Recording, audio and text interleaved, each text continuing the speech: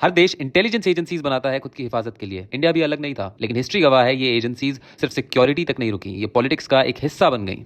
1947 में इंडिया आजाद हुआ, लेकिन ये आजादी अपने साथ लाया ढेर सारी इंस्टेबिलिटी, पार्टीशन की हिंसा, धुंधली सरहदें और विदेशी ताकतों की गहरी नजर। इंडिया को जानकारी चाहिए थी, और वो भी तुरंत। इसलिए 1948 में इंटेलिजेंस ब्यूरो बनी देश की पहली मजबूत डिफेंस लाइन। इसका काम सिंपल था, देश के अंदर के खतरों को ट्रैक करना। लेकिन इंटेलिजेंस कभी अकेली नहीं चलती।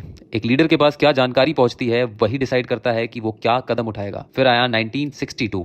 चाइना के साथ हुई जंग में भारत को एक कड़वी हार का सामना करना पड़ा। ये फेलियर सिर्फ फौज का नहीं था, ये फेलियर था इंटेलिजेंस का। इसी झटके ने 1968 में जन्म दिया रॉ को, यानी कि research analysis wing, India's external intelligence agency.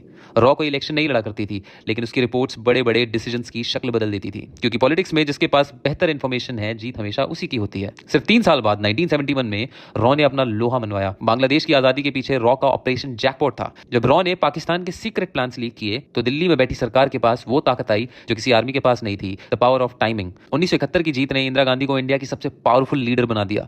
यहां से शुरू हुआ असली खेल। अब इंटेलिजेंस सिर्फ बॉर्डर्स तक नहीं रुकी। रॉ और आईबी की रिपोर्ट्स ये डिसाइड करने लगी कि किस स्टेट में प्रेसिडेंट्स रूल लगेगा, कौन सा नेता खतरा है और किस फाइल को बंद रखना है। इसका मतलब ये नहीं था कि एजेंसीज इंडिया को चला रही हैं। इसका मतलब ये है कि आज की मॉडर्न पॉलिटिक्स उस शैडो पर चलती है जो आम जनता को कभी दिखाई ही नहीं देती। इंफॉर्मेशन अब सिर्फ हिफाजत का जरिया नहीं, कुर्सी बचाने का हथियार बन चुकी थी। और ये एक बड़ा सवाल खड़ा करता है, जब इंटेलिजेंस ही पावर को गाइड करती है, तो ये कौन इंश्योर करेगा कि पावर उस इंटेलिजेंस का गलत इस्तेमाल ना करे।